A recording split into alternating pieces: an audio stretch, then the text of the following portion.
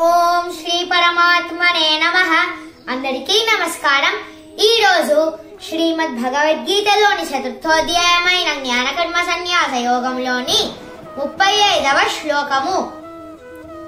యజ్ఞాత్వా న పునర్మోహం ఏవం యాస్యసి పాండవ येन भूतान्यशेषेण ద్రక్ష్యస్యాత్మన్యతో మయి. భవ శ్రీకృష్ణుడు అర్జునుడితో ఇలా పలికిను. ఈ మార్గాన్ని అనుసరిస్తూ మరియు గురువు ద్వారా జ్ఞానోదయం సాధించిన పిమ్మట ఓ అర్జున, నీవు మరలా మోహములో పడిపోవు. ఈ జ్ఞాన ప్రకాశంతో నీవు సమస్త ప్రాణములు భగవంతుని అంశములే అని, అవి అన్నీ నాయందే స్థితమై ఉన్నాయని గ్రహిస్తావు. 36వ శ్లోకము.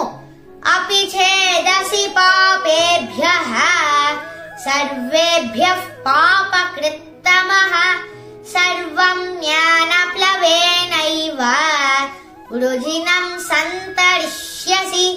భావం. శ్రీకృష్ణుడు ఇంకా అర్జునుడితో ఇలా పలికెను.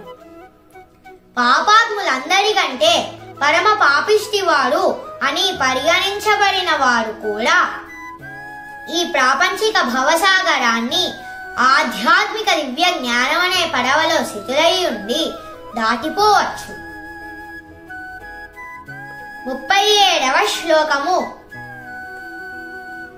యతైధాంసి సమిద్ధోగ్నిః భస్మసాత్ కురుతేర్జున జ్ఞానాగ్నిః సర్వకర్మాణి భస్మసాత్ కురుతే తథా. భావం. శ్రీకృష్ణుడు ఇంకా అర్జునుడితో ఇలా పలికెను. ఎలాగైతే ప్రజ్వలించే అగ్ని కట్టెలను భస్మము చేయునో, ఓ అర్జున, జ్ఞానాగ్ని కూడా భౌతిక కర్మల నుండి జనించే ప్రతిక్రియలన్నిటినీ భస్మం చేయును. ఓం శ్రీ పరమాత్మనే నమః.